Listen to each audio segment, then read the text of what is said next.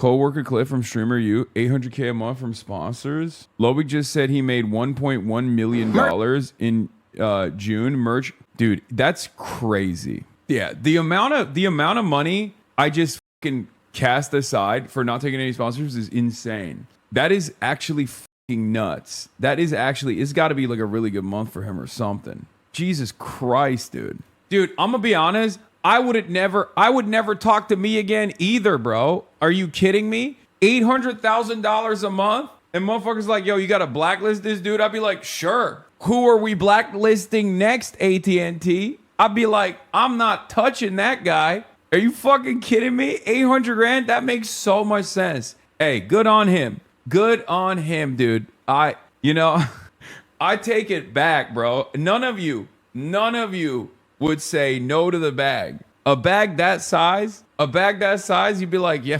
Hassan, fuck that guy. I'm joking. I am joking. I am memeing. I'm embellishing. The biggest bulk of my money, though, I made a pivot in my life.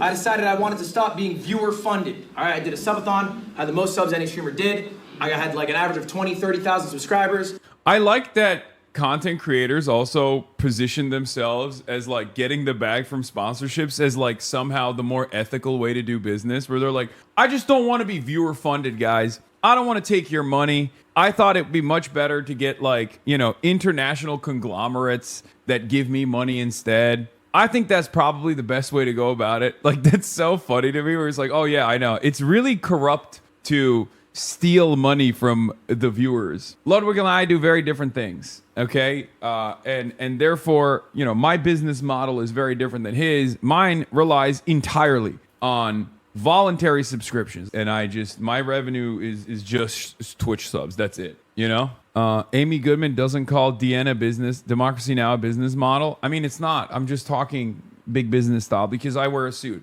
I'm a suit guy. I'm a business guy. So I'm talking revenue. I'm talking KPIs. I'm talking direct response ad campaigns. We're talking CPMs. And also on top of that, I'm talking about moving units. I mean, Ludwig is a massive content creator, so it does make sense. Obviously, this is not going to be like the average content creator, but he making $1 million a month is unbelievable. That is unfathomable. And it's kind of funny because I think people think I make that kind of money. I make a lot more money than the average person does. It's not a secret. But there's levels to this shit in this business, in this industry. I very openly voluntarily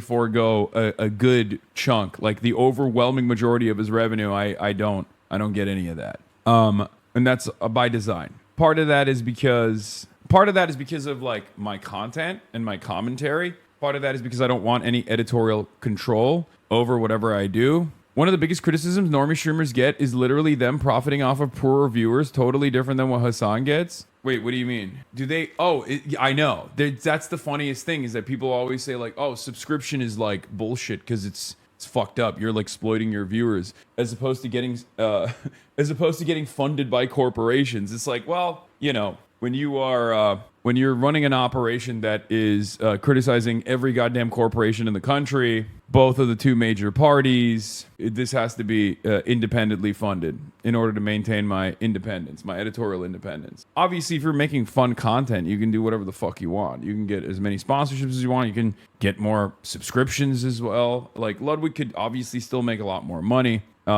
He could still continue to farm subs and pump more ad revenue if he wanted to. So there's like ways that he can maximize his revenue, and he chooses not to. That's his method. Mine is obviously a little different. I ran a higher density of ads.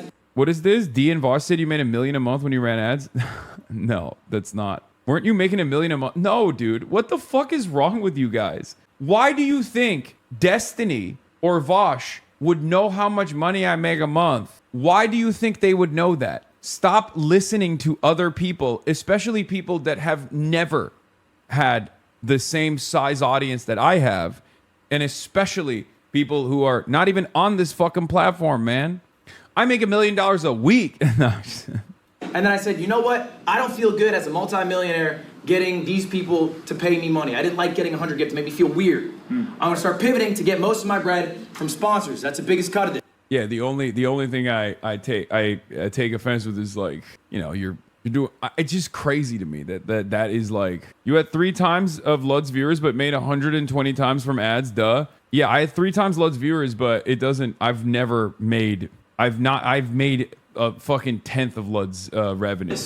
Okay, I'm a Rebel athlete. I have an AT&T sponsorship, and I also have an Alienware partnership. These are long-term partnerships. All right, and I do one-off deals as well, as you guys do. This number's 800,000. Okay? So the total you can break through 1.1 mil. Oh, fuck. Anyway, how is giving away money when you give editorial control on Twitch, which is owned by Amazon? That makes 0 sense to me.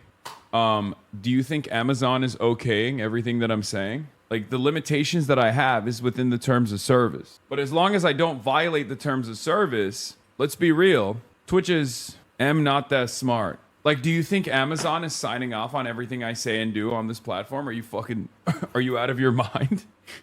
Amazon has contracts with the Israeli government, dog. What are you talking about? How do editorial control come into it? Great question. If you have long-standing contracts with major companies, whether it be AT&T or whether it be any number of different companies, many of them sell products in the country of Israel, for example. Many of them have direct relationships with the nation state of Israel. So, no criticisms of Israel, or very, very modest and very moderate criticisms of Israel, if at all. Okay? That's how a company would maintain some semblance of editorial control over what I do. The most editorial control that Twitch has ever had over me is back in the day when I had a contract. And part of that contract stipulation was that I would run ads. I would tell people that they should use an ad blocker to not see the ads in my spiel. And Twitch told me I can't do that. Expenses: payroll $225,000, travel $55,000, events $69,000, marketing $10,000, total $359,000. That's a lot of overhead, and it's a lot of money. Good on him. Corporations don't give you money for free. What the fuck? They demand you to say in a show. No, like, here's the thing. Here is the thing, okay? For what Ludwig does, this makes perfect sense. It actually makes perfect sense for what Ludwig does. Because Ludwig doesn't have, like, Ludwig is not going to talk about, like, controversial issues, right? Ludwig is not going to talk about politics for the most part. He has a political position, but he's not going to, like, make that the primary focus of his content. So for him, this makes total sense for him to get funded by sponsorships, because, like, he doesn't have the same, like, that's why I keep repeating, like, for what I do, editorial control and money is mostly just freedom and safety to be able to hire a lawyer if necessary. Money allows me to travel freely, money